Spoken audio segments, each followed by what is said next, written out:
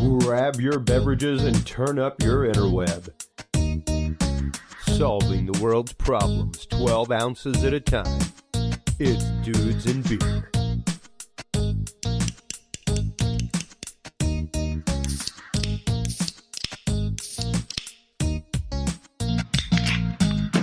I open more beers that way, folks, believe it or not. My name is Chris Jordan. Welcome to this evening's edition of the Dudes and Friggin' Beer podcast. I am your host. With me, as always, is the stalwart and more than awesome Stephen Friggin' Bishop. Yeah. And with us on the phone this evening is a very good friend. He's been on the show numerous times before, covering numerous hard topics. Sure has. Tonight, we're going to be covering another hard topic that's been out in the news lately, and that's censorship. We're going to be talking about, is the American society becoming a society of censorship, with investigative reporter Jon Bowne. And, you know, it's such an important topic. We're going to be getting into that and so much more whenever we get back from these messages from our sponsors, guys. Have you ever thought about brewing your own beer? Is the urge to brew there, but you just don't know how to get started? Well, Dudes and Beer is here to help. Stop on by the new Dudes and Beer Amazon store and check out all the great brewing supplies and gear today. We have it all, from instructional books and do-it-yourself kits for beginners to 16-gallon cooking vessels, carboys, bottling supplies, and cleaners for all you homebrew pros out there. Everything you need to brew your favorite beverages, even distilling equipment. So stop on by the official Dudes and Beer store today and get your hand on the greatest new brewing essentials. Simply visit dudesandbeer.com and click the Dudes and Beer store tab. Once again, that website is dudesandbeer.com and click the Dudes and Beer store tab today. Happy brewing, everybody. And until next time, drink responsibly. And not everybody actually knows yet, but the Dudes and Beer store actually exists on Amazon. We are an Amazon affiliate seller. It's fantastic. It's great. It's a great way to bring in some extra coin and to get things out there that we believe in, products that we know work for our audience, who are brewers and stuff like that. And I'm a huge Amazon user myself. We use Amazon all the time at the house. I'm an Amazon Prime member. I use it all the time for Austin Hot Mods, ordering parts. It's great to get stuff in 2 days. I love the Amazon Music service, that I get to use it on my corporate events where I can shuffle any kind of music at any point, commercial free. We even use the Amazon app on PlayStation to watch all of our TV shows, you know, instead of downloading them and stealing them. You can buy them for like $1.49 for an SD version and watch your favorite shows without like joining AMC. But my favorite thing that Amazon has come out with recently is Audible.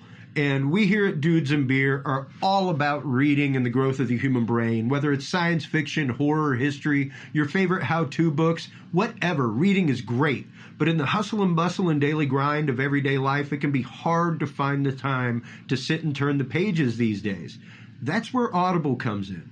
It's an awesome new audiobook service from Amazon. Audible is the perfect way for you to catch up with all your favorite reading on the go. Listen to your favorite books wherever you are with the free audio app from Audible. In the home, and your home, in the car, at the gym, even if you switch devices, you'll never ever lose your place. You're in the same spot all the time. You don't have to start back at the beginning of the chapter like some audiobook services. Listen to A-list celebrities narrate their favorite stories and enjoy full cast performances, discover Grammy Award-winning audiobooks, and more. With the world's largest library of audiobooks, I guarantee you're going to find something perfect to listen to in your niche or genre. If you don't love a book that you've downloaded, swap it for another book anytime for free. Visit the website audibletrials.com/dudesandbeer to get your free 30-day trial of Audible today. What do you get with this deal? You get a 30-day free membership plus a free book to get you started reading immediately. You get 1 credit per month after the trial that's good toward any audiobook regardless of the price. You get free premium audio when you listen offline with no interruptions. That means no commercial breaks, nothing like that. You get to build your own audio library of books, and you even get to keep the books if you cancel the membership, which is pretty rare. Like I've canceled some comic book memberships, and I don't get to keep those books. They're gone. Exclusive members get 30% off an additional audiobook savings. They're easy exchanges. Like I said, you if you don't like a book, just swap it for another one for free at any time. So please, guys, go out there, visit audibletrials.com/dudesandbeer today to join the amazing Audible audiobook service from Amazon and start listening to your favorite audiobooks today. Once again, that's audibletrials.com/dudesandbeer for you to be able to start reading your favorite books with your ears today. Now, oddly enough, our guest this evening, Jon Bowne, you there, John? Hey-o! Hey, buddy. Our guest here, Jon Bowne, actually has a couple of audiobooks on Audible. Tell us a little bit about those, man. Shameless self-promotion time. Hit it. Okay, and they're selling like hotcakes because they're good stuff. First one's called How to Breed Dogs, the Ultimate Guide to Dog Breeding. A lot of B words used in that. I want to caution anybody that's afraid or ashamed of the B word. It's again by Marcus C. It's How to Breed Dogs, the Ultimate Guide to Dog Breeding. All the information you'll need to know to raise any amount of dogs you want in your backyard. And then I have this 4.5-hour Odyssey epic Iliad level undertaking that took over 6 months to complete by this genius, hilarious guy named Matthew Fish, and it's called Einstein and the Nuclear Space Dolphins versus the terrorist comet Armageddon. Yes. And, just give you an idea of basically... That sounds like an epic movie. Oh, yeah. I had to do all the voices. I did the voices. I did voices of little girls. I did the voices of a guy that was a president, President Henry Balls, who talked like this. I'm President Henry Balls, and we're going to send space dolphins into that terrorist comet Armageddon. Yeah. So, dude, that sounds awesome. It was awesome, actually. John sent me a link of it, and I got to listen. It was pretty great. It's dope. Yeah. Yeah, it gets pretty raunchy. Bruce Willis is in it as well, and he actually, I don't want to give it away, but it gets pretty raunchy around the Bruce Willis stuff. I was going to say, if you got Bruce, it's going to get raunchy. It's by if you go to Audible, you go to Amazon, and check out this Tenderloin. Look for J.T. Bowne, and the name of the books are Einstein and the Nuclear Space Dolphins versus the Terrorist Comet Armageddon, and How to Breed Dogs, the Ultimate Guide to Dog Breeding. Fantastic. Well, everybody go out and check that out. Make sure that you download Audible. Make sure that you visit audible.com/dudesandbeer. Get your free 30-day membership and start earning credits toward books immediately every month, guys. It's fantastic. Yeah, I mean, literally, like you can learn stuff, you can get your entertainment while you're driving to work, all that kind of stuff. If you think podcasts are cool, wait till you start getting into audiobooks and novels and sci-fi stuff. It's pretty fun. It's pretty fun. Now, on that note, talking about books, audio, things like that, those are things that are notoriously censored by governments and all kinds of stuff. Lately, it's more so, it seems. Well, and there's a whole list of banned books, books that are no longer allowed in schools. Yeah, you hear that constantly a lot lately, Well, and they're always adding to the list of banned books. Like I want to say in some libraries now, like Tom Sawyer is banned. What about Tom Sawyer? No, and I want to say there was Where's Waldo was banned in quite a few schools because there was a topless girl in a picture. Oh my god! In like the beach scene, there was somebody that was topless, so they got banned from schools. That sounds like a bunch of it's interesting that what's going on right now in our society, what's going on right now in our government, things like that. It's not good on either side. On either side of the coin, what's happening right now, in my opinion. And a lot of things are going by the wayside, but we see more and more reports lately of people getting in trouble for things that they've said on the air, stuff like that. And I mean, like even here on Dudes and Beer, we have a disclaimer that people sign. We have a waiver to be on the show, and it's like, hey, you're going to be a grown up and you're going to be responsible for what you say. Right. I'm not going to edit it out. to make you look like a better person. I'm just not. Right. This is a real conversation. It's like you got to be so worried these days on what you say and the repercussions or whatnot of what you're saying or whatnot. It shouldn't have to be that way. Well, you know? and don't get me wrong. It shouldn't be a what you think you say society either. Right. I mean, there's got to be some modicum of respect. Right. Kind of like when we were, just recently, we experienced it at Mikomato auction, remember? Oh, we sure did. With Julie. Yeah, that last little clip. Well, like 15 minutes 15 minutes left in a 4.5 hour long broadcast, and some dude comes up and makes a utterly racist joke on air. Right. I mean, when you're live, you can't cut shit out. And then hits on Julie. Right. Live on air. Live on air. Live on air. And I'm like, are you really doing this right now? Yeah. I was like, that was pretty racist. Do you not see like four made. mics Yeah. like right here? Yeah. But that's the thing is we've become we're on the didactic side of things right now on so many levels, economically, politically, philosophically, and the fact that right now there is the voices who are screaming, my God, we should be able to say anything that we want without repercussion. Right. And there's the voices that are saying censor everything because it hurts people's feelings. And you've really got to find that middle ground and dance the middle walkway of that. Would you agree with that, John? Oh, yeah. In the words of George Carlin, think of how stupid the average person is and realize half of them are stupider than that. That's right. That's right. Exactly. And, He also said, George also said, if it's true that our species is alone in the universe, then I'd have to say the universe aimed rather low and settled for very little. Oh, that's right. That's right. Absolutely true. Ain't that the truth, right? Absolutely true. And we're run by a bunch of, morons. Oh, well, yeah. Yeah, we're run by a bunch of simpletons. Don't get me wrong. Well, and don't get me wrong either. Of course, there are good people in all of the bureaucracies especially that balloon out there in Washington, D.C., but it's usually the people that rise to the top, poop floats, you know what I'm saying?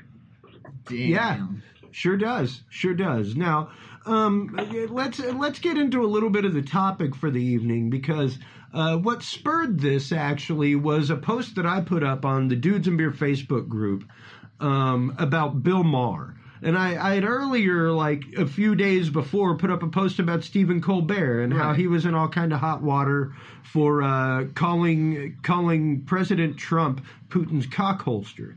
Or rather, President Trump's mouth is Putin's cock holster. And disgusting. Horrifying. It's horrible. And there was apparently a. And by the way, go ahead. If I may interject, in Russia they don't take the gay jokes lightly. They actually put gay people in cages there and kill them. Yes, right. Yes, they do. Yeah, we've seen that in Chechnya and shit like that, right? Recently. Yeah. Oh yeah, exactly. Yeah. So pretty scathing toward the Russians to begin with, and pretty par for the course as far as what people say about presidents in America when they're friggin' comedians. And that's how I look at it. And I looked at the Bill Maher clip the same way. Where there was a incest joke that he made about Ivanka and stuff like that. And it's just one of those, like, people tend to fly off the handle and be so reactionary about it and forget the fact that despite any punditry that Bill Maher does, despite the character that Stephen Colbert played on the Colbert Report, he was not a pundit. Bill Maher is not a pundit. They're a comedian. He's more comedic. Yeah, they're a comedian with an opinion and an act. And, sure, they toe a line, but, who of us doesn't? Right. Who of us doesn't? And we're all entitled to our line. One person was like, well, I didn't think it was funny. And I'm like, you're entitled to think it wasn't funny. Right. Perhaps you didn't find it funny. Right. That's okay. What I'm saying is that this guy is a comedian above all else, like other than the media, has the right to the First Amendment. Now, not every single citizen, like I said, it's not a say what you think society. You don't have the right to just go out and say what you think without repercussion. It doesn't work that way, folks. The First Amendment protects things in print. It protects things that are broadcast. It protects thought forms that are out there to ridicule what's in charge to make a point. And it was written that way specifically so that if you made fun of the president, you could not be beheaded. Right. That tended to be a popular thing amongst the kings of England whenever they were made fun of, and other people that were in charge. Oh, yeah, you're going to poke fun at me in some comedic form? How about I just kill you? That's true. That's what happened. You know? So comedians, like my wife's a comedian. They have a special protection with the First Amendment. You know, Lyndon B. Johnson being got satirist. ridiculed. I want to say it was by SNL or somebody. Maybe Jon Bowne's got the better details and facts on it, and he was ridiculed back in his term when he was president. And his daughter asked him, why weren't you, getting mad at these people? And he was like, they have the right. They have the right to do that. That's what they're there for. That's what they're there for. Go all the way back to Aristophanes. If we want to get into comedy and satire on what's going on in the political system, let's go back to like Aristophanes' The Frogs, stuff like that. Like that's ancient Greek drama, folks. And you know what that was? That was like a statement on society and the government that was in charge of the people. And it was a comedy, and it utterly made satiric fun of them. Allowed. Because that's what it's for. That's what art is for. Art is there to round the harsh edges, in my mind. And you recently did a report about all this, kind of breaking some of it down, John. You wanna explain that before we go to it here? Yeah, I'd rather just kind of add to it, because once you listen to it, maybe you can take what I'm about to say and add to it. And the way I really feel about Bill Maher is that he's a scumbag, and most scumbags go to Cornell University. Of course, that's a part of the country that I know and love. But this is utterly opinion, folks, not fact. Yes, it is. That's fine. That's my opinion. But a lot of scumbag, communist scum comes out of Cornell University for some reason. Now, Bill Maher, what was Bill Maher before HBO gave him a platform? Well, let's see. He was in DC Cab. You remember that one? Yeah. Rat Boy. Mr. T. House 2, the second story. He didn't even make it into House 1. Yeah. Oh, my God. Cannibal Women in the Avocado Jungle of Death. Yes. And Pizza Man. It's like all these B-rated films or whatever. What a career this guy's had. And what does he do? He hangs around the Playboy Mansion for most of his life. He's never been married. He has zero morals.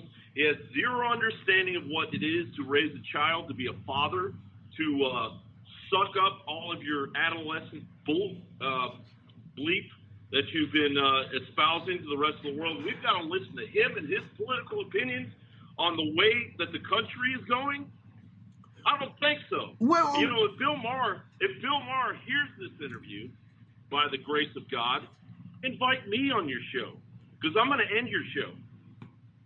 Well, and my thing is that he has the right to have the platform. He has the right to say these things. He doesn't. He actually doesn't. How does he not? How does he not, John? Because this country, what our forefathers said, is this country is based on morality and ethics. Okay. And the reason, of course, he has a First Amendment right. That's what I'm saying. But he's propped up by a system of scum that are putting him out there to put this propaganda in our faces that we all can't stand. I'm not agreeing with them. I'm not saying that. Somebody mentioned stuff like that on my page, and I was like, I don't think you're understanding the point of why I posted this. The point of why I posted this is the same point as to why I posted the article about Colbert getting in trouble. I'm done, but let me just reiterate my point so that you understand. Yeah. The same right that he has is the same right, and this is kind of in a Bill Maher vein that I'm saying this. The same right that he has to push his drivel on America is the same right that Britney Spears has to record another album. She's crap. Sure. Oh, no. I mean, hey, everybody's opinions and 50 cents will buy you a cup of coffee at almost any gas station in America, you know? And that's just a fact. We're all entitled to our opinion. The fact is, though, not all of our opinions are protected by the First Amendment. They just aren't. You can't go around and just spout. You can't just go out on a street corner and start spouting hateful things toward people and expect not to be arrested. Perfect example is when they started about 10 years ago handing out tickets to junior high school students for dropping the F-bomb in the hallway. Oh, okay. Thought I heard that. As much as you have the right to say the F-bomb, right. I have the right to have a day without hearing somebody publicly say the F-bomb. Okay. Well, I have the right. I have the right. Yeah. I have the right to not have somebody give their political opinion about something that is not fact. You have and claiming that the daughter of our president was giving a hand job to the president. Well, and hey, that's as low as you can get. I'm not saying that it was not a distasteful statement. Right. I'm not saying that. I'm saying that the man made a joke. It may have been a distasteful joke. But that's the problem. That's the problem. But the fact is, it's no. They're on this fence doing political. They're doing political opinion. John, how when they always refer to was a joke. Here's the thing is, you as much as he has the right to say that, you have the right to change the channel. You have the right to actively not tune in. Number one, you have, and that's. But I don't tune in. That's I understand. But it's no different to me than when we covered Donald Trump in audio saying that he's so popular and that he could probably grab women by the pussy and they wouldn't do anything. They wouldn't do anything. And the fact is, he was saying it in whatever way it was. It's how people took it. And God forbid a man say that in America. That's never happened. Well, and God forbid, and that's what I'm saying. God forbid a comedian, a sarcastic comedian of the last 30 years makes an utterly sarcastic and rude comment on air. Imagine that. But he's talking about incest. Okay, but he made an off. The fact is, he made an off-color joke. That's it. He's a comedian. He made a joke. Donald Trump's joke was something that in the adult realm. Now, when you start bringing children into this, then you got a problem. I'm not saying his joke was funny. I'm not saying that his joke was okay. But he doesn't understand it. He doesn't understand it because he's never been married. He doesn't have any kids. And he spends all his time at the Playboy Mansion. I'm with you. I'm not saying the man has a moral ground. Yeah, but I see where you're going with the moral. You don't have to have a moral ground in order to have the right to say the shit. I totally agree. Bill Maher totally had a distasteful way of making fun of. Oh yeah, no, most definitely. SNL did the same thing when they made a joke about the kid, and that writer got fired. And like Jon Bowne was saying, I think they're totally like. I'm sure he's got other people motivating him to do this. Oh yeah. Well, I mean, don't get me wrong. He's got his platform. Right. He's got his agenda. And he's definitely pushing his agenda on his platform. Yeah. Nobody man. Do you really think Bill Maher has any sense of humility that if he listened to this conversation right now, he would take into consideration anything we're saying? No, because he believes he's better than everybody in this country. I don't know his ego's too big. I honestly don't know what he believes. That's hearsay and conjecture. He wouldn't give a shit about a little podcast in Texas. He's a scumbag. And see, that's the thing, is that's your opinion and you're entitled to that. And that's okay. And that's the whole point of this show. If I was to face Bill Maher, I would choose my words carefully, and I would pull the rug out from him underneath him at every available opportunity, which is thousands upon thousands, because he has no idea what it is to be a father or a good husband or a moral and ethical human being, and an American that believes in this country. Well, he's a scumbag. Hey, that's his personal decisions in life. That, like I said, that doesn't detract from his right as a comedian to make the joke, whether it's tasteful or distasteful. And that's what the show's about. It's getting really serious. I know. Yeah, because it's a serious conversation, man. Like, we're talking censorship. We're talking about the fucking F-bomb, dude. And stuff like that. And you know, you really do. It's a fine line difference. It's about America being censored. Well, yeah, but see, the thing is, like, you have to realize that, number one, the point that John's bringing up is that he should have censored his mind before that horrible joke came out of his mouth. Right. And he should have heard that from the point of view of his producer. That's a moral, and personal decision that he had to make his own decision on that. And he made he chose not to do what he did did what he did. Yeah, and he made his call. He did what he wanted to do. It's and no different. He'll never backpedal on it because he's freaking Bill Maher. Right, he's not going to backpedal. His sense of humor is horrible. It's like joking about the Holocaust, man. Right. Yeah.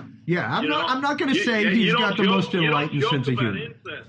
No. You don't joke about incest, especially because there are on victims. A platform of that level. Because there are victims of that. There are victims out there. It's not funny. Oh yeah. I'm with you. It's only funny to those sick bastards that live out in Hollywood. There's like there's a blow and then there's a low blow. That was like a low blow. Well, the fact is it wasn't, and you know, I have to say it all the time at Amy's theater. You know, He's a creepy dude, man. Well, Bill Maher is a creep. He's a creep. We're saying that. That's a creepy thing to say, to have that in your mind. There's something wrong with you, man. Something wrong with you. Well, you know, and I can see that argument as well. So on that note, let's go to the report, which breaks down what John's saying a little bit more. I think.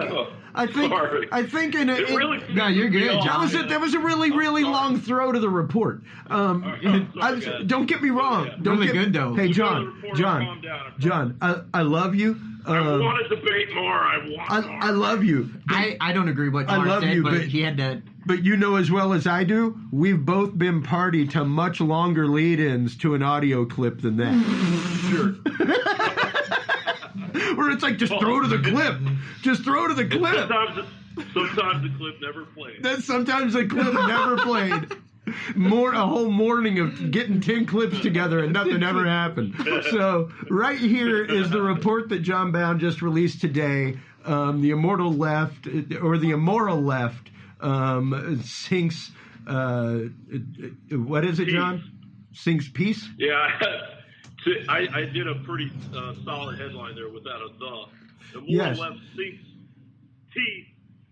All right. Well, let's check it out real quick. Here we go. Trump's family.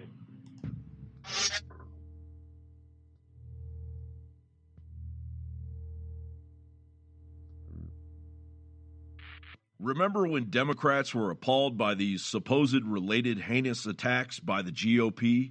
I'm really honored and I'm really proud that I was able to do something that nobody else could do. I'm really happy about it. And now experts will check it and everybody will go over it. And I hope everything's going to be perfect. And by the way, if you remember, from day one, I said, I hope he gives his certificate because I don't want this issue clouding a campaign. Let me tell you about Reed Hayes, a man with 40 years since 1974, 40 plus years, a court-recognized expert, a document examiner. Mr. Hayes told me right off the bat, I'm an Obama supporter. I voted for him twice. What I had said to him was, Reed, I am not asking you to hurt the President of the United States. I'm asking you to take a look at this document and clear it and tell me there's nothing wrong with it. And when he called me back, he told me, Mike, I can't clear this. There's something wrong with it. That's the biggest pile of dog mess I've heard in ages. The question is, why not show it, right? There's something on his birth certificate he doesn't want to show. It's not because he's black. Let him show. Has nothing to do with it. I've never heard any white president asked to be shown the birth certificate. When you become a president of the United States of America, you know that he's American. I'm sorry, that's BS. Now that the political tables have turned, not only are the liberals going for the jugular, they have also managed to add an immoral perversion to their onslaught. Oh, Ivanka's going to be our saving grace, you know, when he's about to nuke Finland or something. She's going to walk into the bedroom and, you know, Daddy, Daddy.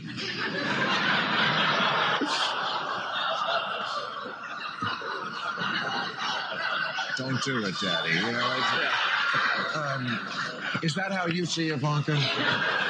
No, Okay. Now, one thing we did on this show for a while was trying to show red flags about Donald Trump, and I love one of yours I did not think of, which is that he doesn't drink. I mean, you don't have to abuse alcohol in the way that I do, but I would appreciate people experimenting with drugs, hallucinogens, alcohol, loosen up a bit. Otherwise, there's a control factor that I don't trust, and that's what creates a despot or somebody like a Donald Trump. Absolutely. You know, and it's untrustworthy. No, I couldn't agree more. I never trust people who can't get high. Have you ever had sex with a Republican? I don't know. I don't get their names. But what I'm interested in, oh, this is Ivanka Trump, and I had to go shake, and I go, I just can't. I can't with you. I'm going to ask you about the New York Times. They ran a front page article this Sunday about your father and the treatment of women.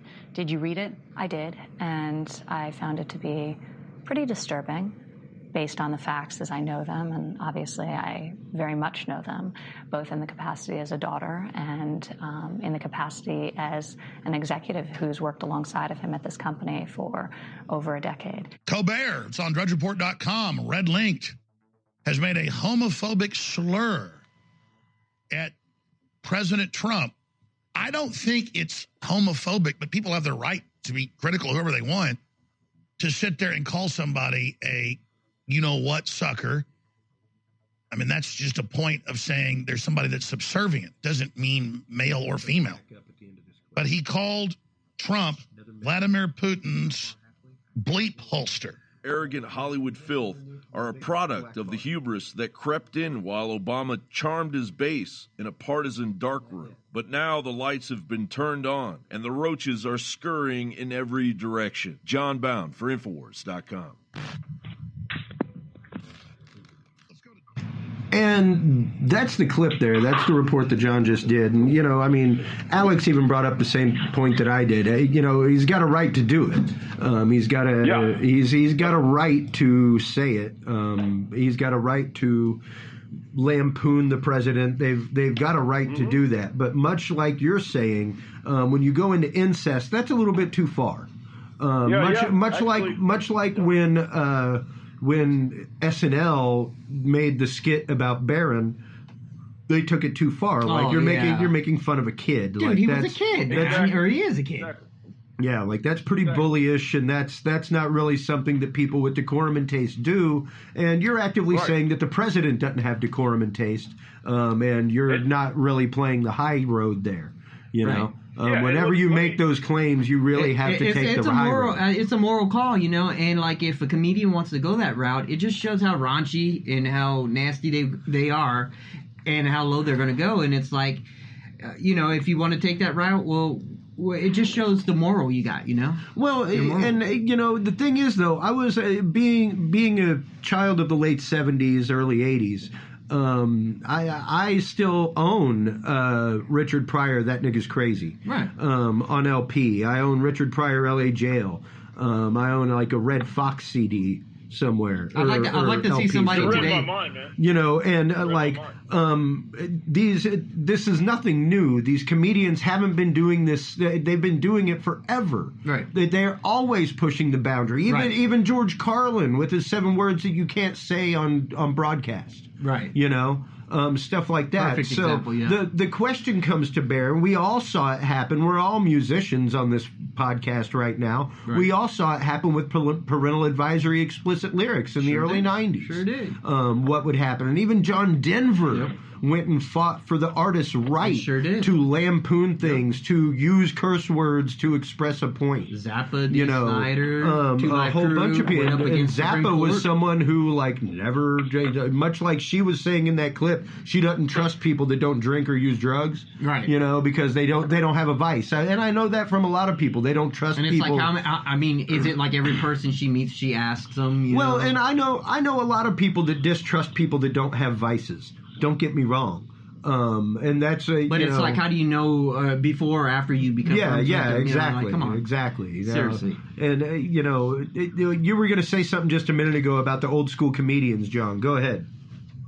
Oh yeah, I actually want to make it clear that even though I put Colbert in there, I was showing that actually the FCC, the head of the FCC had said that they were going to look into it, and then NBC News even went out and said they're investigating, and they aren't actually investigating.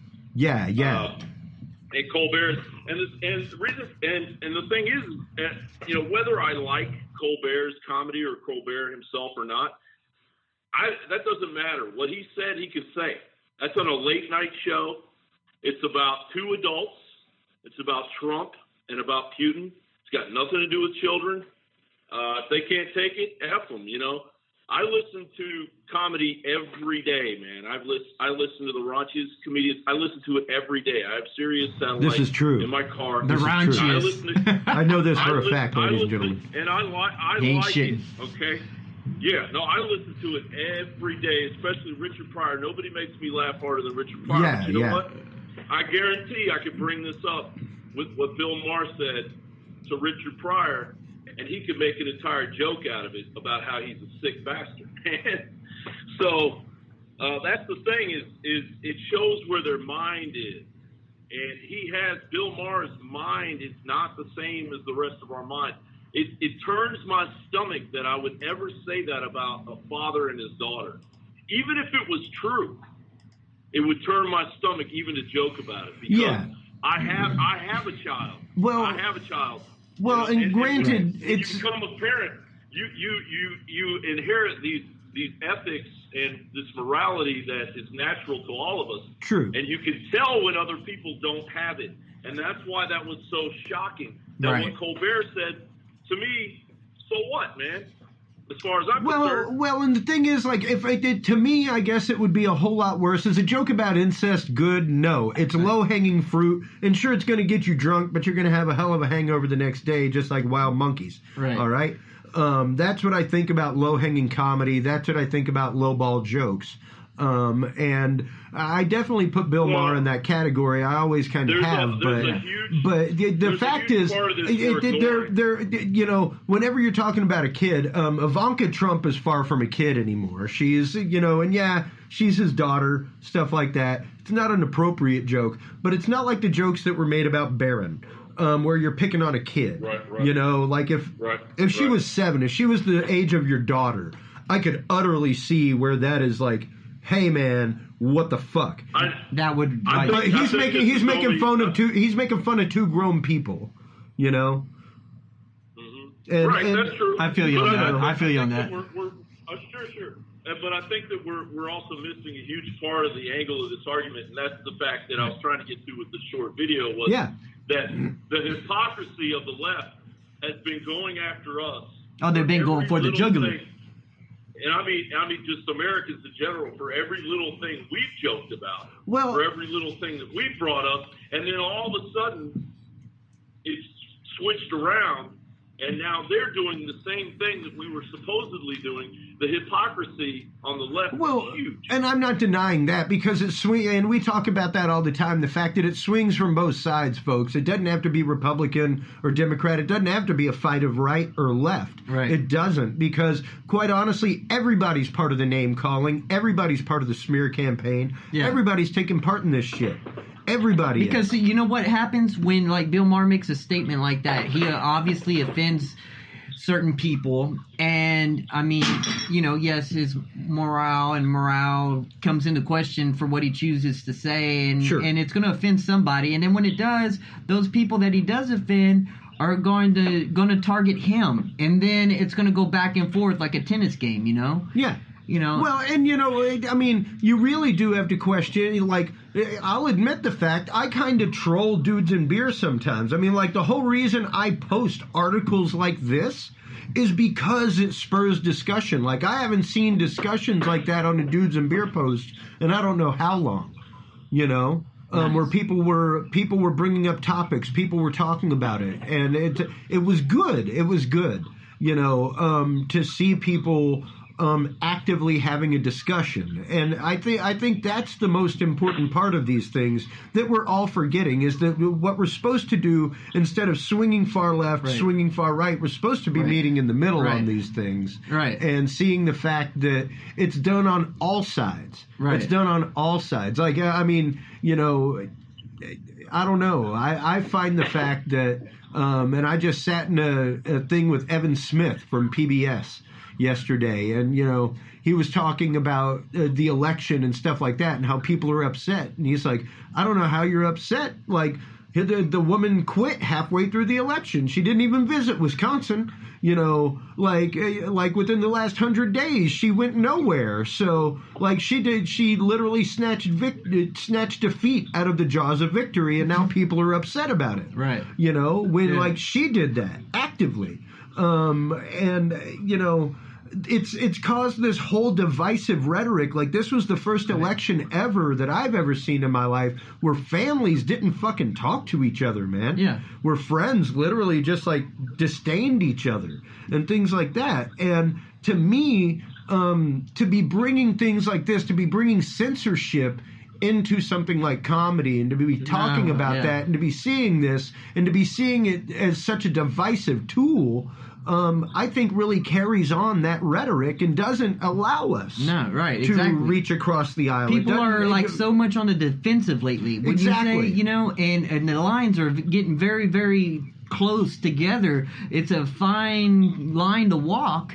because you know, whatever you say could offend somebody, or somebody, it seems, is waiting around to say, oh, you can't say that, or you offended me by no, we're all walking on eggshells. We're just like earlier, you used the term butthurt before the show, and I was like, nope, can't use that. I didn't even know that. I just found that out. I didn't know that it's apparently now an offensive term. I never knew that. Never knew it. Heard it used by many people. I got a very close friend. Walk of life. I got a very close friend of mine who's gay. I'm going to ask him if that offends him. If it's a derogatory term within the community. But, you know, and it's odd. It started with the whole PC movement, and I'm not going to say that a lot of that wasn't necessary.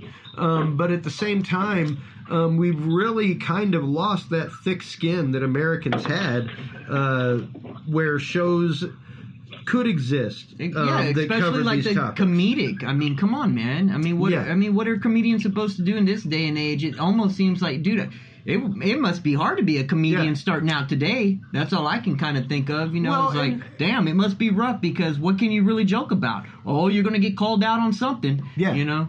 Well, and, you know, like, moving on to other forms of censorship, look at what they're trying to do with the internet and stuff like that now. Yep. Where certain internet sites can be throttled down because they get too much traffic, or, you know, stuff like that. And even classifying certain websites as things to put them onto banned lists and stuff like that. It's pretty wild. And I mean, like, we've had episodes that have been muted. That have been censored because they've used quote unquote copywritten material, stuff like that. And we sure the hell can't talk about pharmaceutical companies. No, we can't talk about pharmaceutical companies. We have a backbone on that, especially if people are listening in Iraq. They really didn't like that with Google. But where do you weigh in on that, John, as someone who is a reporter and who is specifically, you know, an internet reporter? Like, you do a lot of your work on the internet. Where do you weigh in on that as far as, you know, censorship and being able to get these ideas out there, my friend? I agree wholly with both of you. What Bill Maher said, and I'm not going back on what I said, but what Bill Maher said, there should be no censorship. There's a First Amendment. You can say whatever you want. But that doesn't stop me or censor me from saying he's a sick F. No, it doesn't. No, it doesn't. You have the right to express your opinion. Yes. And as a father, I would never sit there and smugly on my HBO show joke with, I think the guy was from some bureaucracy, smugly joke about the president getting a hand job from his daughter. I would never allow my daughter to ever see that. I would never think that. Well, and he's allowed to say that all he wants, but I'm allowed to say there's something wrong with you, Jack. Yeah.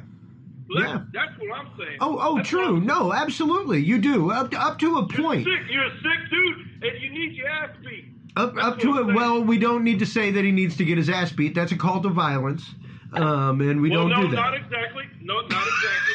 I'm saying I want Bill Maher. I want him for 10 rounds. Celebrity deathmatch. I want to live broadcast that. New Year's Eve, Jon Bowne versus Bill Maher. New Year's Eve. I'll buy tickets. I'll help promote that event. Woo! I'll be there. I'd like to see that. Dudes and Beer will gladly broadcast that live. I'd love to see that. Yeah. That would be great. That's what I'm talking. No call to violence. Yeah.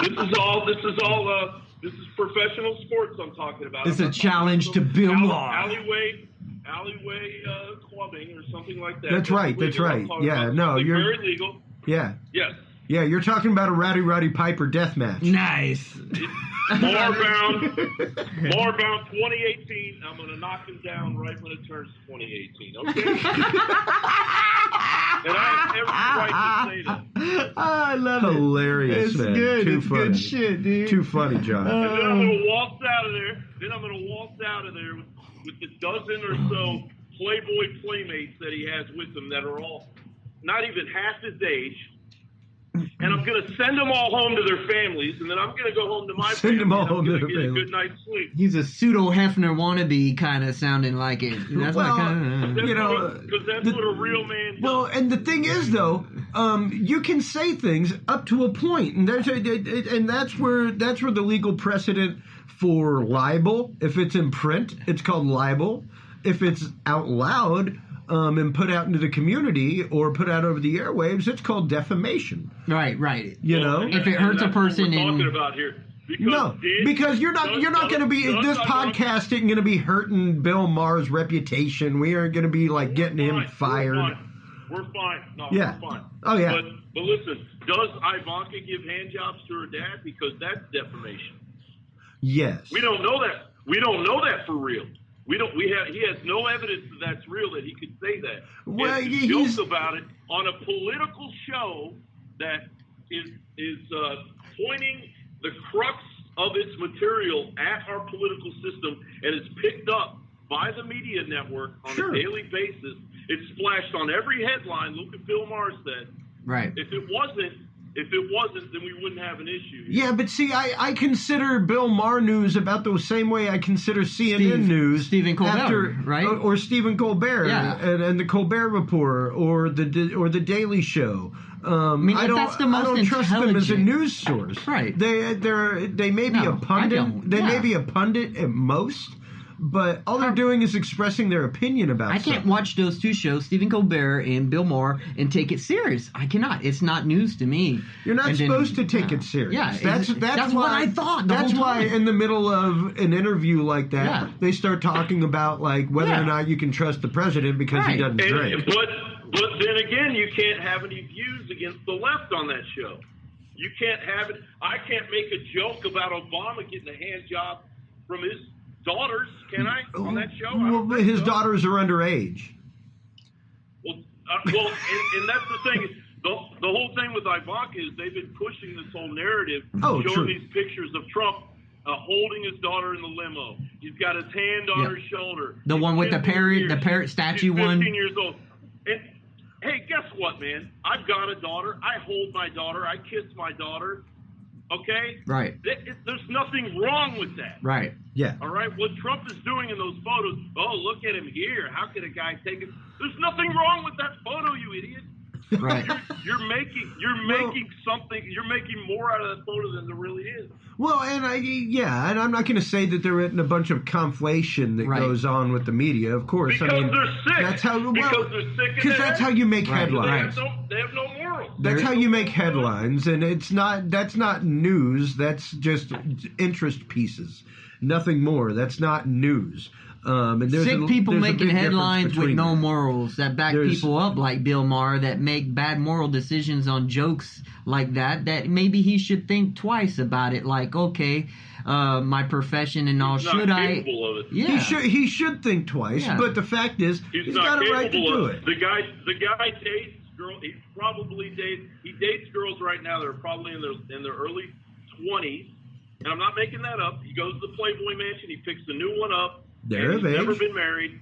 They're of age. But I'm just saying, he's 61 years old. Jeez. Okay, is he going to be 81 years old? He's still dating 20-year-olds? He thinks he's Mick Jagger or something. Man. Hugh Hefner does. I'm 46 years old. I actually do not have any interest in girls that are the age that he's talking about. Normally, there's a big intellectual gap like there. Driving around in a Lamborghini. Listen to me, dude.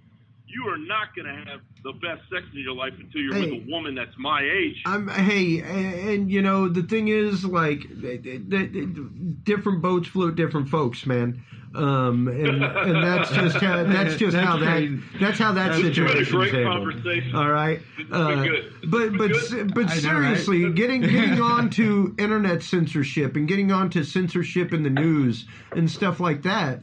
Even before the internet neutrality law was passed in a midnight vote. I would never call for censorship ever. Well, the thing is, it's been called for.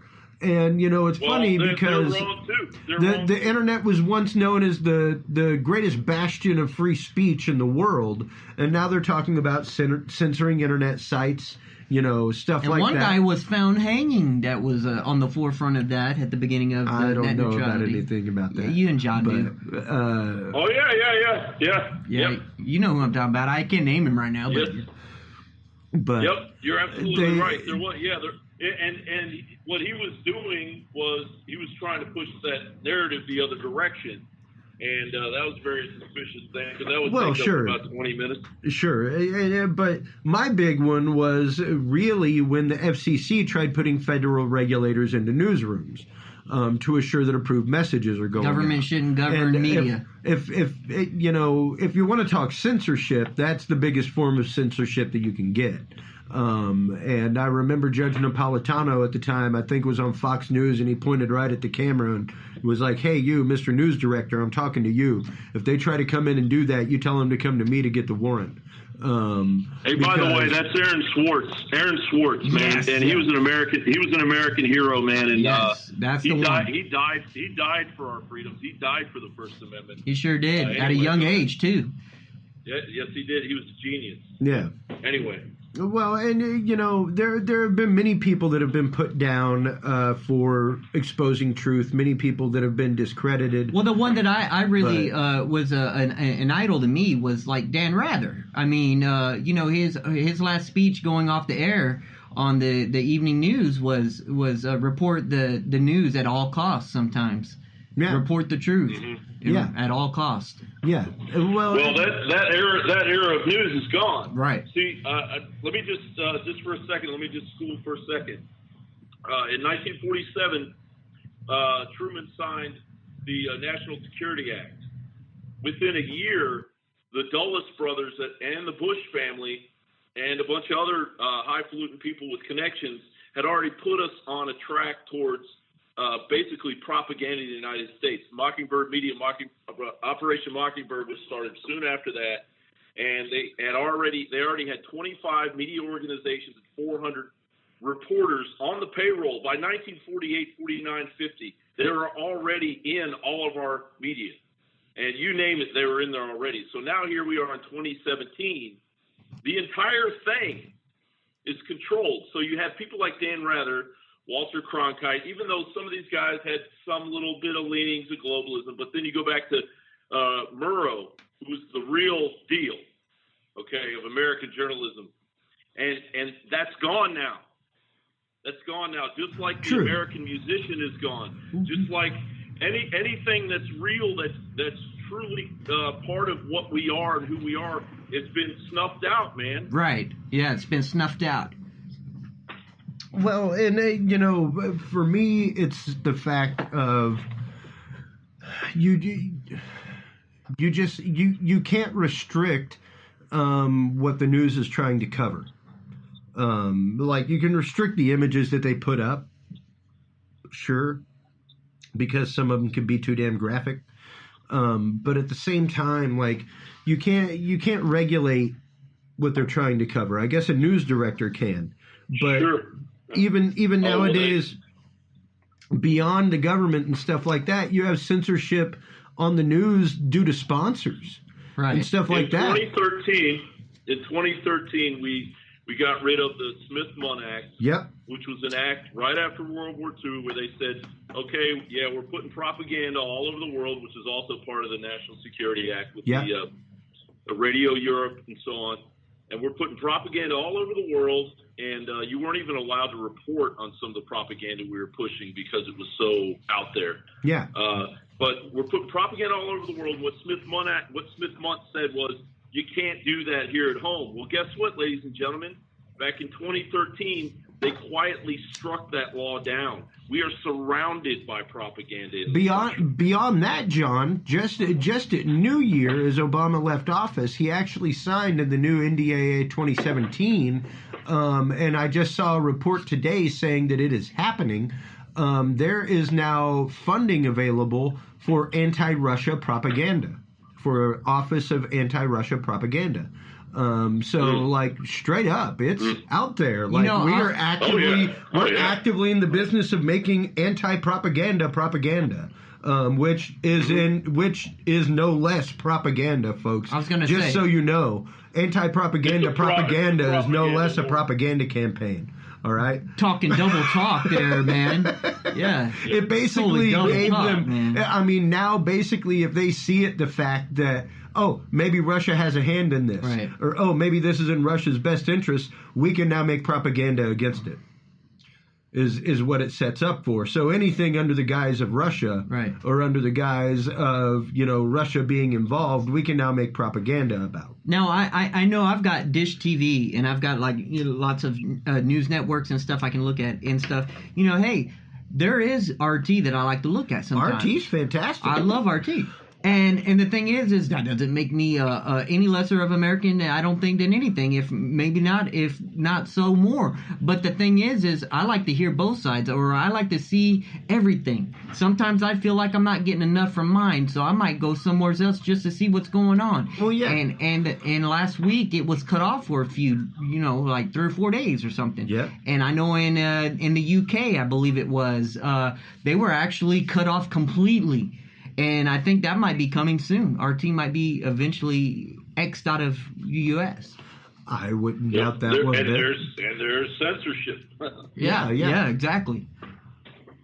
And but we're heading into this whole fake news zone, and you've got Facebook's moron in chief there, who's probably going to run for president in 2020, trying to take over the news feed.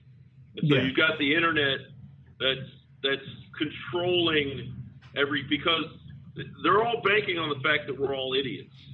But the problem is right now, the past 10 years, a lot of people are awake. A lot of people were awake before that. A lot of people that went to Vietnam, people that fought in Korea, people that got involved in things that the government were, they knew full well they were lying about. The survivors of 9/11. Yeah. This country is awake, and not only are they awake, they're angry. Yeah. And that anger, it can swell up and it can infect an entire country. And we're reaching that point, and we're at this boiling point. We're at this edge with Donald Trump, and it's like you make one wrong move, sucker, and he's made a few of them already. Oh yeah. I personally will not vouch for his Treasury Secretary Mnuchin. Mnuchin is skull and bones, man, and I will not. That is the global World Bank syndicate. That's the IMF. That guy is he is opening the door. And once you open the Treasury Department, then that is the door into the deep state.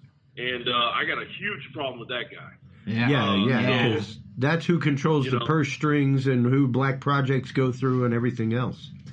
And not only that, I got a problem with Ivanka and her husband out there. I've never even heard Jared say anything, and yet he's running my foreign policy with my tax dollars. I've never heard him say, I don't even know how he talks, man. I don't know if he has a high voice or a low voice. Me either. I've never heard him. Not to mention press corps briefings. Oh. He owns 666 Fifth Avenue, and he was helped in real estate by George Soros. You can look it up. Oh, Jesus. Okay, Wow. there we go, huh? Crazy. And they're Democrats, and they're both hardcore liberal Democrats. And Doesn't he own a magazine and a baseball team or something? Oh, I'm sure he does, Yeah, man. something But like you that. know, the thing is, he's locked in with. If you're locked in with George Soros, you're locked in. Yeah, you're locked in. Yeah. Yeah. Yeah. Well, And look, and those people are running my country right now, well, we definitely are a country being run by private interests. There's no doubt about that. Well, I think we're in the midst of an DC. We're in the midst of oligarchy. I don't like being lied to. I especially don't like being lied to by my president. I'm sick of it. I've been lied 46 years. When I was born, Richard Nixon was president. I've been lied to my entire life up until right now, man. And I'm sick and tired of it. Yeah. And the quote from which one? Oh my God, I'm not going to take it anymore. I'm sick and tired, and I'm not going to take it anymore. But at least we have this little nugget of truth coming down the bowling lane. Which one? Is that JFK in October? It'll be 25 years since the assassination, and no, more than that. It'll be 50. It'll be 50. 50 years since the assassination of JFK, and they have to release, upon Trump's signature, they have to release the rest of the documents that will show the collusion behind, the deep state and how they were involved. And man, they had every reason to take him out. And every John, reason. After the Bay of Pigs, when JFK fired Dulles. Yep. And those guys were a mafia, man. They were running our government. Oh, yeah. And they decided they would go over the head of JFK and invade, in Operation Mongoose, they would invade Cuba without the president's approval. They had run it by him, but JFK wakes up the next day and he's like, "What do you mean we're attacking?" Yeah. And then he pulls the planes back, and all those guys got wiped out on the beach. Yep. And it was a complete mess. And then we find out later that Russia and Castro were saying, "Yeah, we were going to send our nukes. We were this close to nuking the East Coast and the because southwest, of this, southeast of the United States." And if JFK had not called, JFK calls, and the next thing he does is he fires Alan Dulles of the CIA, who'd been with the CIA for a long time, helped create it. Oh yeah. And what do you know? Next thing you know, he's being shot. Yeah, exactly. Yeah. Well, and it was right after he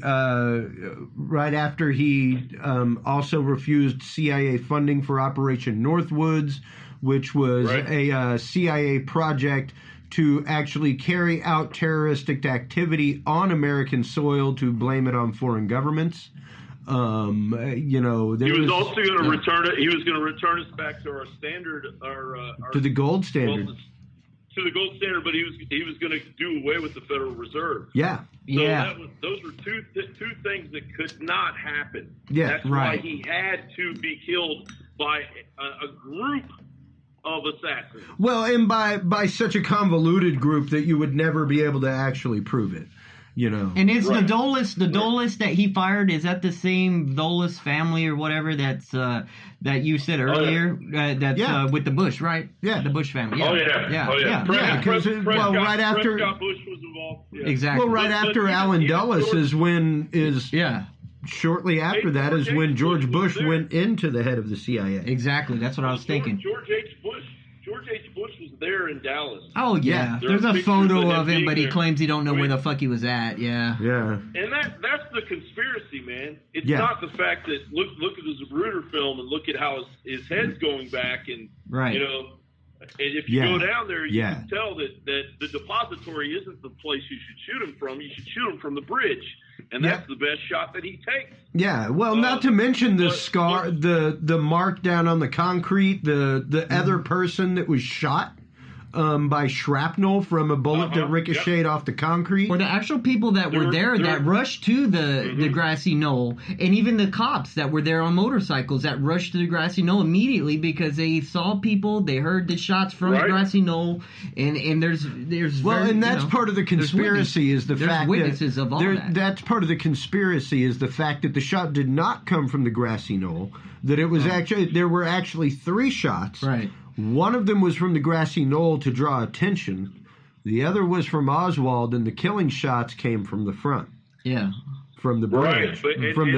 Like John said, the overpass. The overpass. But also from the gutter. Yeah. The gutter. There's a opening right there. Yep, a manhole cover. And they actually saw gun firing. They saw a flash that they thought was a firecracker coming from the gutter at one point. But you know what? That's what people were originally reacting to. You know what I thought was... So that's going to be... Go ahead. The craziest thing I thought was there's a lot of, what we believe in opinions on what happened and stuff, but the actual stuff that we have to go by and stuff that act like Zapruder footage and stuff like that. But the famous scene of her going back to the trunk of the vehicle and stuff, right? Sure. What's her name? But anyway, Jackie. Yeah, Jackie.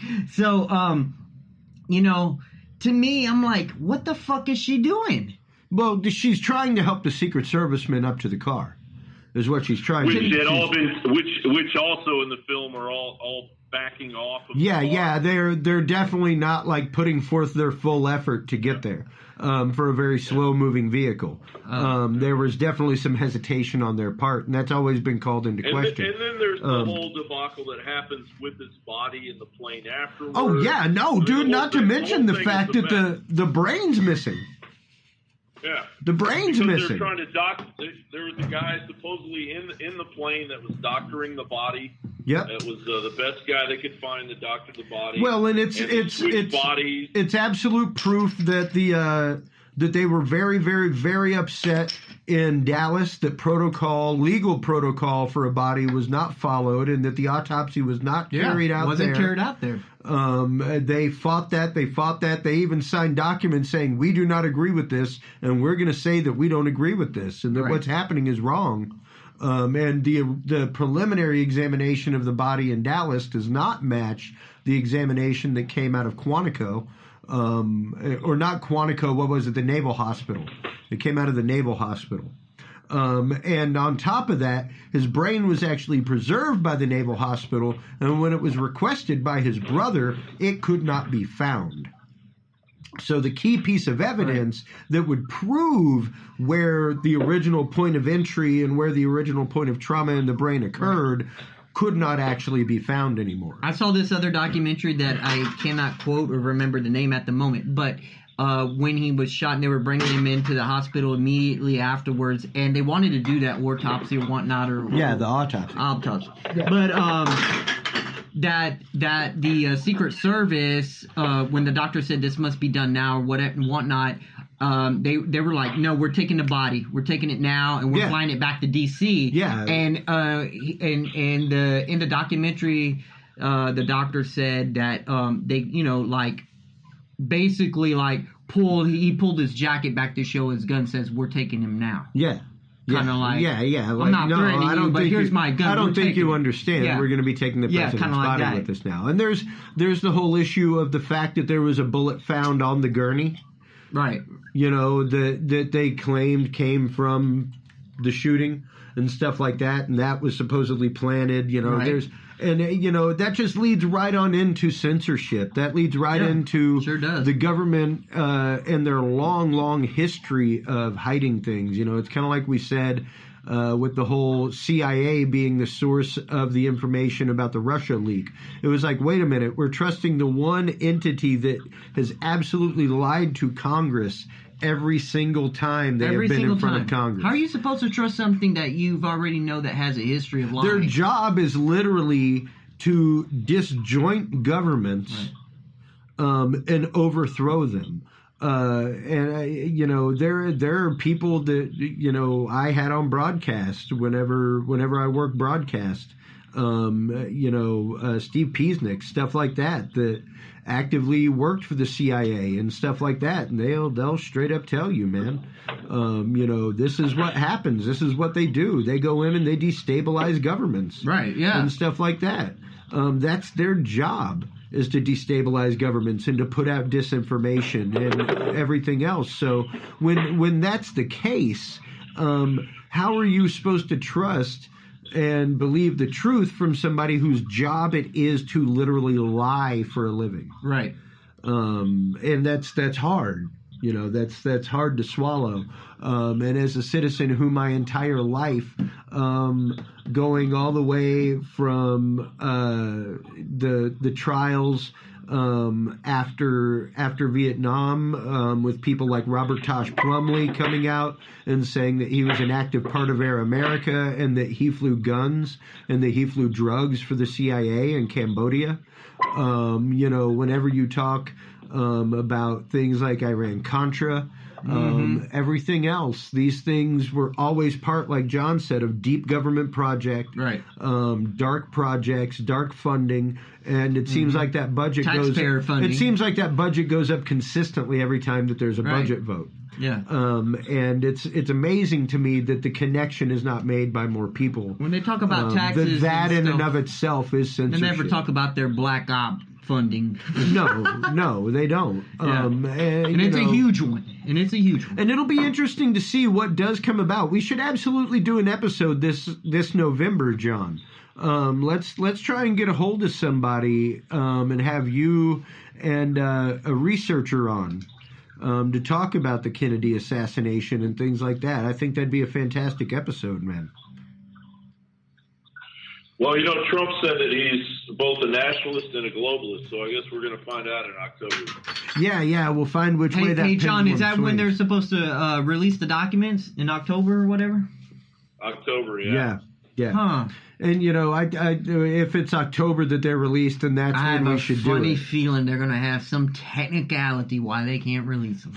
Guaranteed. Oh no, they'll be released. They'll just be fully redacted. Oh yeah, redacted. All right. Yeah. You're going to see like 3/4 of pages that are blacked out. Yeah. Why is this blacked out? That are just solid black squares. Like here's 4 pages that are just blacked out.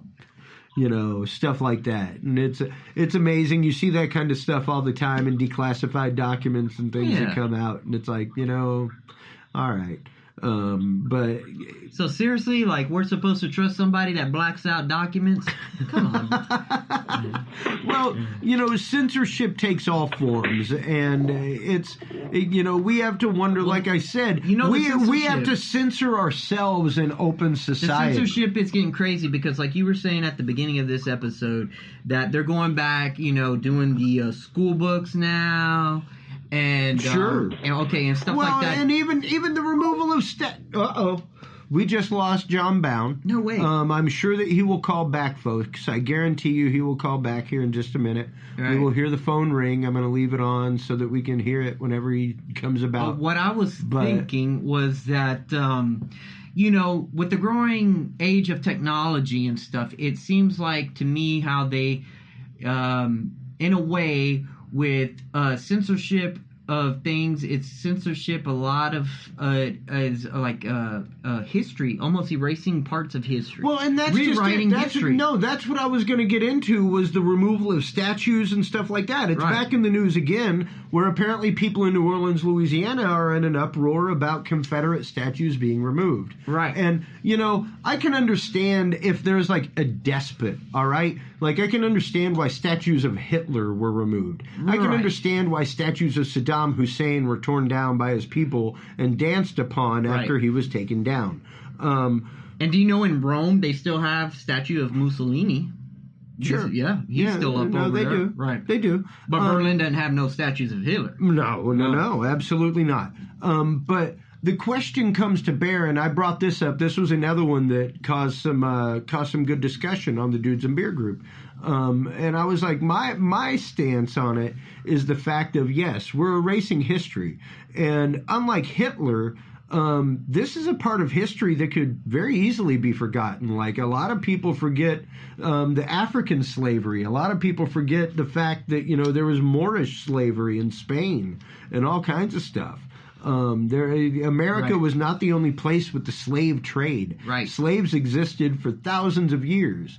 It just happened to be that this horrible thing happened at this horrible time, and amongst what happened, and there was the whole thing with Trump with the Civil War comment, which was fucking horrifying this last week. Oh, Jesus.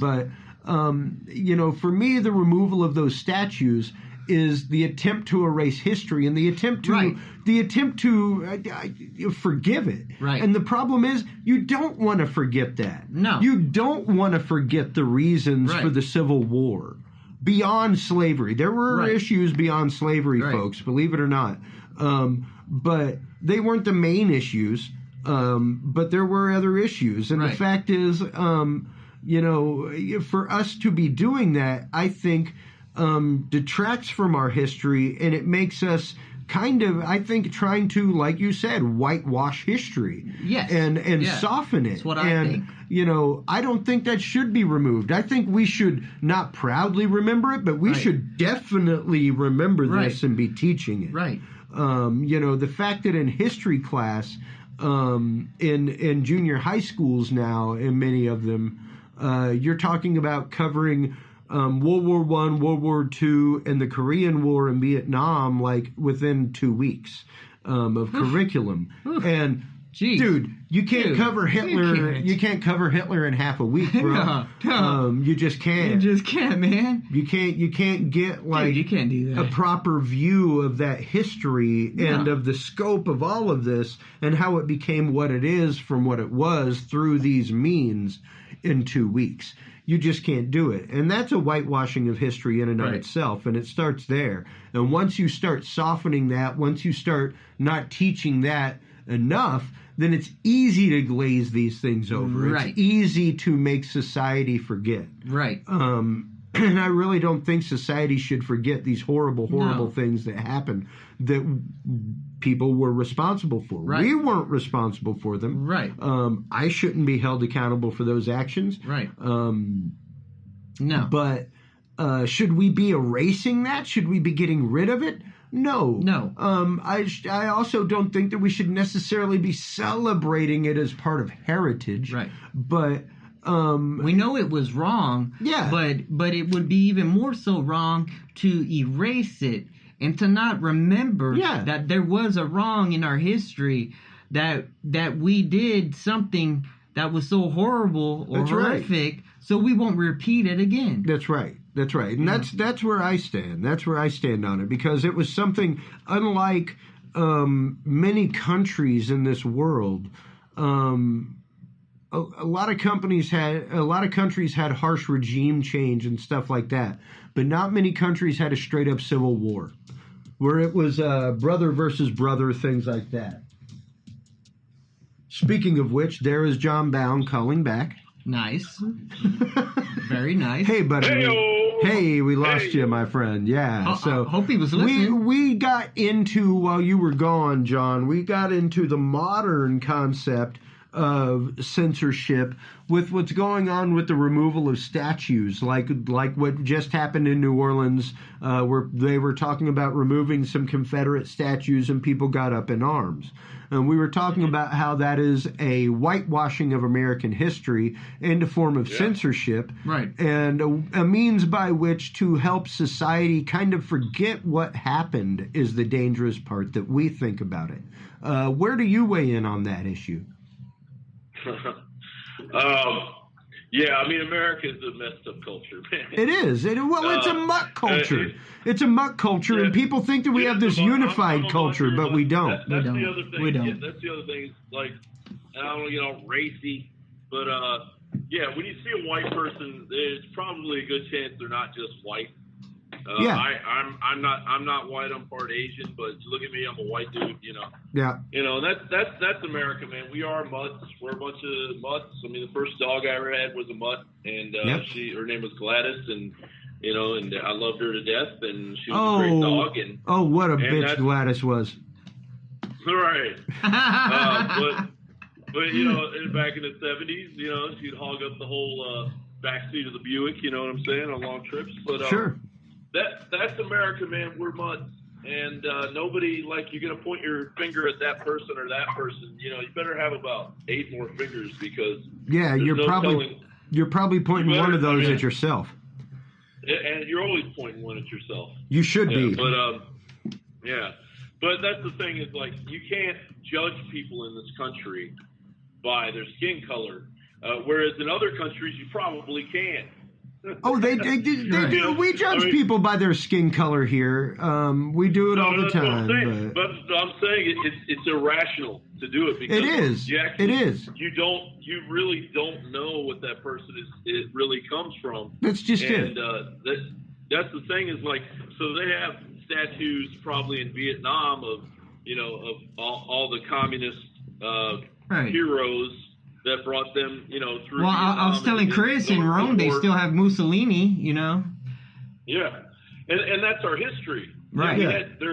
They're evil people, and they're heroes. Well, and we have to know who they are. Well, and that's what I was saying, though, is that know who Lex Luthor is. There's no Superman without Lex Luthor, right? Well, it's like I said, though. It's not like it's a statue. I can understand why statues of Hitler were taken down. Why the swastikas on pillars were taken down. Why people took down the statues of Saddam Hussein and danced on them when he fell and his regime fell. Right. I understand that. This was not a regime. The South was not a regime. It was an actual civil war about the rights of states in our country. Yeah. And there was some slavery at the beginning of it and all that kind of stuff. But like I said, there were many things, economic issues. And it wasn't stuff a like that KKK shrine or nothing like that. It was just history. Yeah. It's hypocrisy because our country is full of idiots. And I'm sorry to say that, but it's true. Well, it is, listen, hear me out now. Hey, the author of Obamacare said that. So you're okay to say it. Exactly. Yeah, right. So I went to Washington, D.C. And did a report on the Albert Pike statue that is still there right now. Yes, it is. This very second. And they're tearing down, statues all over the South. Now, Albert Pike is far worse. But, than any Confederate general, anybody. Far worse. He's up there with Hitler. Yeah, he was a founder of the Klan, He's the Hitler of our country, man. Yeah. Not only that, he was involved with the early beginning of the mafia and hardcore Freemasonry, and also and the world government. And they supposedly, if you want to believe it, if not, do your research. But according to them, they've mapped out the last 2 world wars and the one we're about to go into. And it's word for word. It's word for word what we're going through. Oh yeah, and if you read the works of Albert Pike, it's still there. Yeah, it's like he laid it out. Man, boy ain't lying. This was an evil a human being as you can imagine. Damn. You talk about hating black people. The guy was a part of the creation of the Ku Klux Klan. That's right. And yet, but the thing is everybody there in Washington, D.C. worships this dude because they got all kinds of Freemason temples all over. That's very interesting to know. One in particular that has all of his original books in it, and is part of the world government at its founding. And yet, black people are walking by that statue, and I'm like, hey, do you know who this guy is? And they're like, leave me alone. Yeah. All right. You know who General Lee is, right? The Confederate Army. Oh yeah, I know who that is. I'm like, I don't know who this is. Who's that? I don't know who that is. I said, and you work here and you walk by this every day. All right, I want you to look at this name on here. I want you to go home and look it up on the internet. All right. I don't know if it did or not. Yeah. All right. Yeah. All right, whatever. Sorry, I had to throw in the Howard Dean scream there because I was so excited. Crazy dude, you might trying to enlighten me. Well, and to me, like the softening of our textbooks in history, all that kind of stuff, the horrible fucking Hispanic textbook that they tried putting out, the Hispanic history textbook here in Texas, where it was like, dude, you didn't cover a lot of things that were really kind of horrifying. Like, not a lot of people know that there was like a full-on war right in the south of Texas. where ranchers were people from Mexico were trying to invade the King Ranch and stuff like that. Right. Like this whole thing happened. Like there was that's where Pancho Villa was and all that kind of stuff. And then you go back to the Apache Wars. You go back to all the horrific things that happened with the Native Americans. That's just it, man. Now the Native Americans.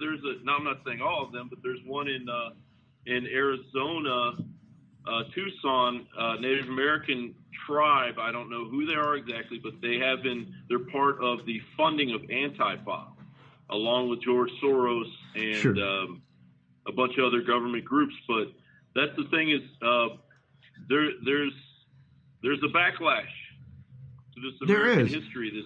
There is, John, and I want you to go up. I want to give you 1 minute here to just kind of go off about censorship and how un-American censorship is. Go for it, my friend. Well, I want everybody out there to know, because it's something I'm actually pretty proud of, is the fact that I'm completely descended from Jon Bowne, who was the man responsible in Flushing, New York in the 17th century for your religious freedom. I am a descendant of him. That's why I get so worked up about our country. That's why I believe in this country so much. But the First Amendment is the First Amendment, and it prohibits the making of any law respecting the establishment of religion, and it ensures that there is no prohibition on the free exercise of religion or the freedom of speech, infringing on the freedom of press, and interfering with the right to peaceably assemble, or prohibiting the petitioning for governmental redress of grievances. It means that we had an honest system at one point in this country, and we don't have it anymore. You can't have a grievance against a deep state government that has control and is surveilling you through your television and your microwave and your refrigerator. You can't have a freedom of religion where other religions, especially ones that are out to get Americans, are given more leeway than the rest of the religions in this country. That's a whole other bag of nails. It is. And you can't restrict the freedom of speech unless it's being used by a propagandized government that is controlling your mind. That's right. Through MK Ultra and through Mockingbird Media, and that's what's going on. It's got nothing to do with whether I believe in the freedom of speech or freedom of religion or freedom of the press or freedom to peaceably assemble.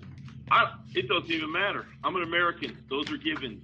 Yeah. I can't even have an opinion on that. Those are your rights. And if you don't know them, that's your problem, not mine. And what I love is the fact that you literally just quoted the First Amendment from memory, Jon Bowne. I love the Bill of Rights. You didn't just read that. Well, I didn't do it that good, but you did some justice, my friend. That was fantastically said. And the Bill of Rights literally lays it out, folks. And what people forget is that that's a social contract. All right. The reason why the Bill of Rights is there is to assure the fact that despite anything that the Constitution says, these things we hold as sacred. Self-evident and sacred. We're human beings. And through as Thomas Locke described to us, we are given divine providence. We are all given these rights as human beings. That's right. The thing is, they've all been warped and they've all been taken from you, and you don't even realize it. Each one of those rights is being used right now. Every single Bill of Rights is being somehow, except for the 10th, because I don't understand that one, but every other one is being somehow manipulated by some form of government, by the deep state, which has been in power since 1947, which Dwight D. Eisenhower warned all of us about. He sure did. JFK warned us about in the speech about secret societies, and they've been going at it ever since, man. And that's the truth. That's the truth. That is not conspiracy. That's why things are so desperate right now. That's why America is so screwed up, man. Well, and you got to read between the lines. Well, you really do, and you really do have to educate yourself, and you really do have to read things from more than one point of view, and you have to read history, folks. You have to read history. I mean, good God, if you don't read it, you're doomed to repeat it. See this history thing of them like whitewashing it a little bit and all that. To me, it almost seems as if it could have been repeated throughout history. Well, it has been repeated throughout history. These things have been repeated, and it's been shown time and time again. Governments tend to repeat themselves. There is a full-on cycle with this stuff. Just like I was pointing out during the elections, isn't it funny how what the Republicans are saying right now is what the Democrats said 8 years ago? Right. The exact same thing, and it's done for a reason, and it's done because you want to talk about. Go ahead, John. You want to talk about repeating history? I'm going to say something that you're going to quickly, yeah, because we're getting ready to wrap up here. All right. The Erdogan is saying that all Muslims need to now go into Jerusalem and pray at the mosque, the main mosque. It's going to be another overtaking of the Holy Sepulchre. Is that how you say it? Sepulchre? Sepulchre. The Holy Sepulchre is about to be invaded once again, as it was in the past. It was torn down twice? It was burned down. Yeah. Was it Constantine that rebuilt it? Anyway, that's where we're headed. We're headed towards. People talk about World War III, but there are so many. The devil's in the details, man, and those details are right there in front of you if you're willing to look. And they're slowly stacking up. Stacking up. And it's all slowly aligning. And history is repeating. History is fully repeating itself, and that's just it, everybody. That's the point that we're trying to make. Maybe perhaps when we saw that light, that weird, strange thing that came over. What was it? The Holy Mound. That was there for a few minutes. There's thousands of interviews, but then it took off. I'm just saying there's other things out there that are watching us saying, hey, y'all are fucking up, man. That has nothing at all to do with our rights or censorship. No. No, it sure doesn't. But let's talk about that next time. We can talk about that next time. I guess it somewhat has to do with censorship because it's classified material and all that kind of stuff. But that was also wondering whether or not there was a huge hoax with that video as well. It was never proven to be real. So... but wrapping up on things, it's really the fact of censorship has existed for a long time, people. Since ancient Greece, things like that. This has been an issue. These have been things that have happened, and we have to carry this torch. We have to be the ones that actively protect our rights. We have to be the ones that actively say no. We don't want the internet censored. No, we don't want text censored. We don't want the news censored. It's important to know our history, if we liked it or not, if it was bad or good. That's it. To deny it is to censor it. Right.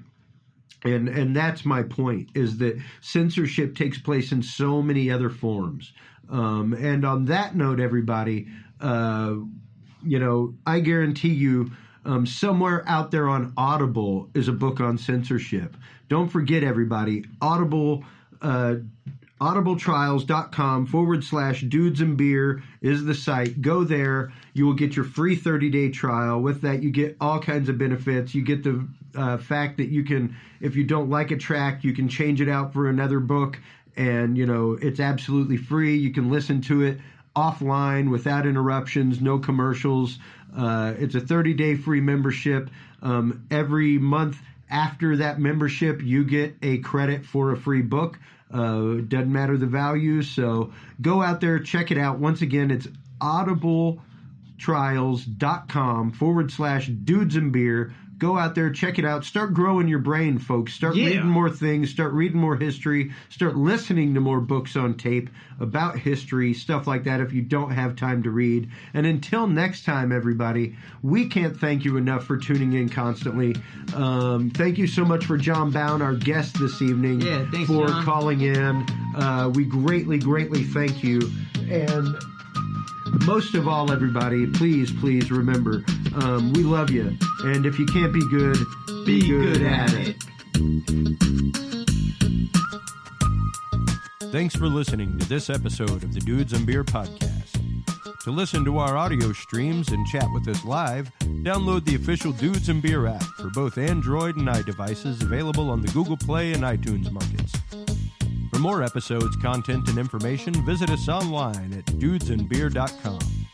You can also find our episodes on Spreaker, SoundCloud, YouTube, Stitcher, or your favorite podcast service. Dudes and Beer is a proud member of the Revolution Digital Group family of podcasts.